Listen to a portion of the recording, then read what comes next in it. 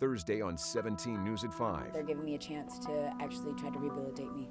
Women seduced by an illegal drug. Meth. Turning their lives upside down.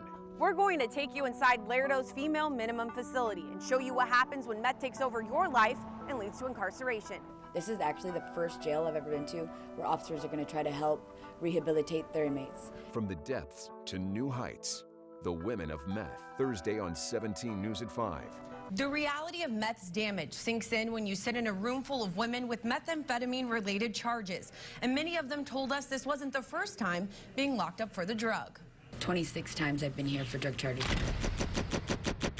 Every woman has a story. Probably about 80% of us are going to relapse. So it kept me out there. Meth did.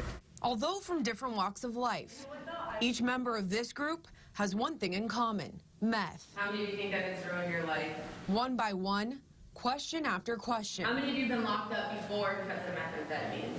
32-year-old Moonshadow Taggart is a familiar face at Lerdo. I probably wouldn't look like this if I hadn't done any drugs. These mugshots are from Taggart's 27 visits to Lerdo. 2 decades of meth addiction has left her 4 kids without a mother. A 2012 survey says 1.2 million Americans use meth daily. And a local study shows the addiction spills over into crime, with 50.2% of felonies charged countywide were for methamphetamine-related offenses. The only thing it's ever going to lead to is destruction in your family and this place right here. And for the first time, she sits in a drug treatment class alongside other women who are ready to make a change. 15 inmates surround one instructor. Sheriff Lieutenant Greg Gonzalez says the evidence-based curriculum gives the inmates the skills they need.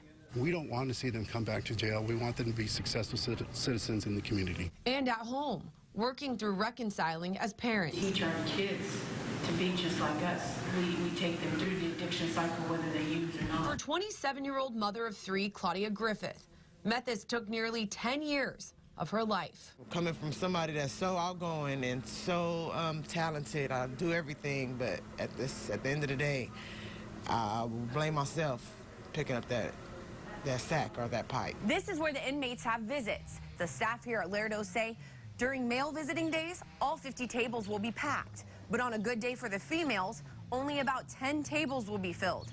So the lack of support they have from their families, they find in the programs. All the offenders that are being placed in the sober living environments and transitional housing have all agreed to be there voluntarily and continue their treatment through the GATE program from Kern County Mental Health, and also agreed to the terms of supervision through the Sheriff's Office. At a place like Tara Lynn's house. We have 7 bedrooms here, and then we have a little house next door. It's got 3 bedrooms.